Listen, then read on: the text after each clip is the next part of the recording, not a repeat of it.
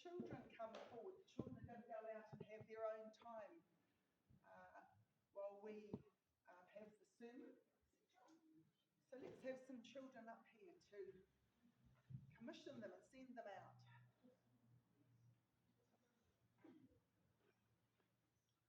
This is good.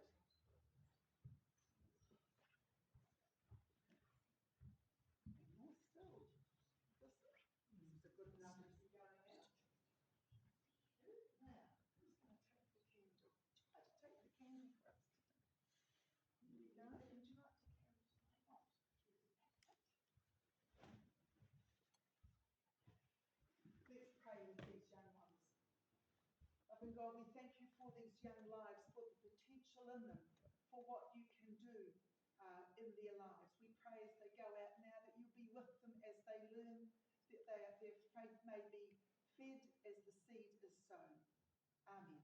Amen.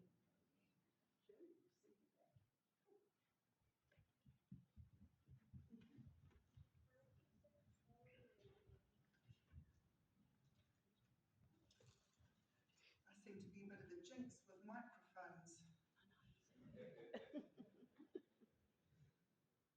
A story that I find very moving tells of the aftermath of a church service on the island of Iona, off the coast of Scotland.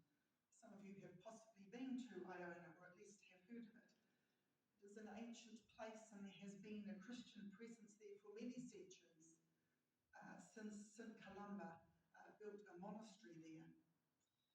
The Iona community was founded in the 1980s, and it is an important centre for Celtic Christianity today.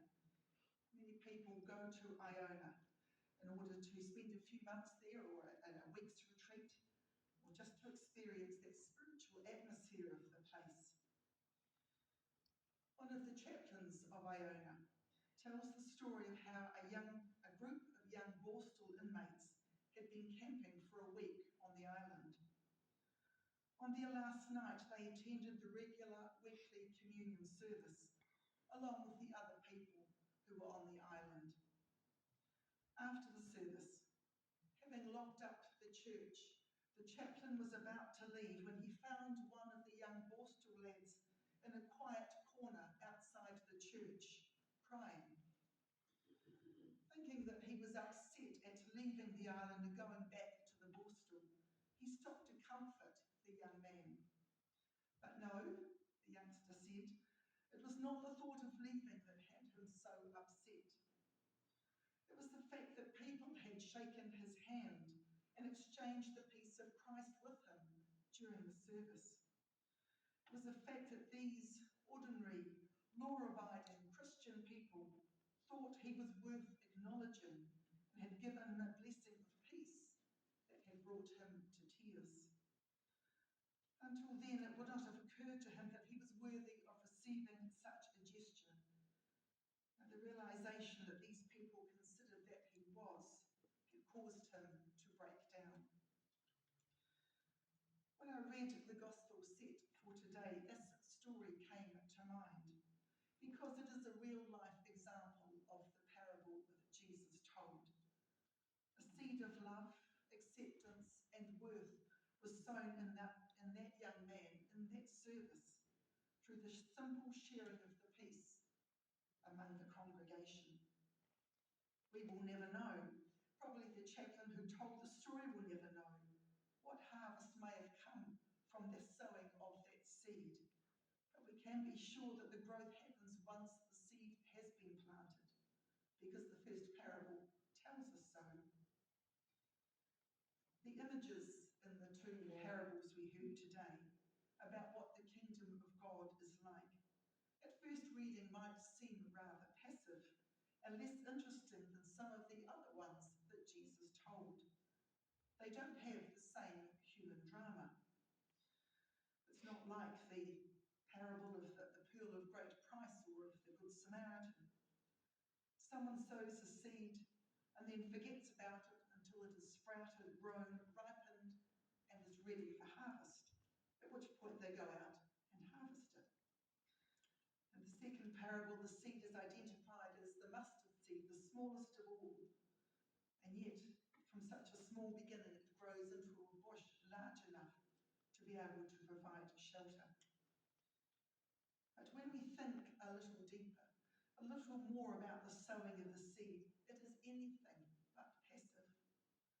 In his earthly ministry, Jesus, who can never be described as passive, sowed seeds in people who others thought were the most surprising, even unworthy people.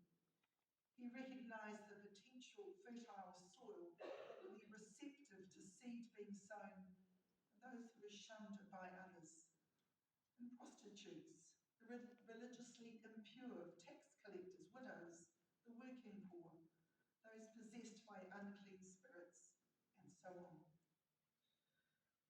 And all those who were receptive to those seeds of love, Jesus sowed generously. And these people were certainly not passive as a result of Jesus' sowing. They became the grassroots members of the church, which was founded by those seen as ineffectual and powerless. It happened because they responded to Jesus' encouragement and trust by realising their potential, becoming the people that God wanted them to be. The example of Jesus and the story of that young man on Iona both emphasise the vital need for us to carry on the work of sowing the seeds in others. And it will not always be a deliberate act. Because, as the story shows us, it can easily happen at times without us even being conscious that a word or an action of ours has had a profound effect on someone else.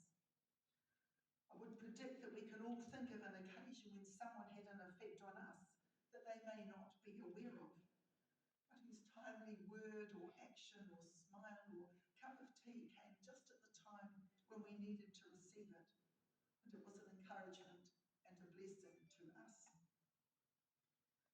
So such actions of reaching out and ministering to others needs to become not an automatic thing, but rather an instinctive part of our daily lives. So we respond to people with charity and gentleness. We will not need to put on a special show if our concern for others is an integral part of our lives, rather than a show that we put on, such as Jesus called the Pharisees out for. When they put large amounts in the temple treasury, or prayed aloud on street corners, or made it clear that they were fasting, it was because they wanted others to notice it, rather than because they thought they were making a genuine show of faith. How do we go about sowing that seed in others? At times we may be unaware of doing so, as those people in the church who exchanged the peace with that young man probably were. It was such an ordinary action, something that we do here regularly, and yet that story indicates how a simple action can have a profound effect on someone who is ready, hungry even, for a seed to be shown. In the epistle reading, we heard St. Paul say that we walk by faith, not by sight. Walking by faith, accepting that we will not always see the fruit of our ministry, is the way we are able to see God at work in unexpected places and people, such as those we have exchanged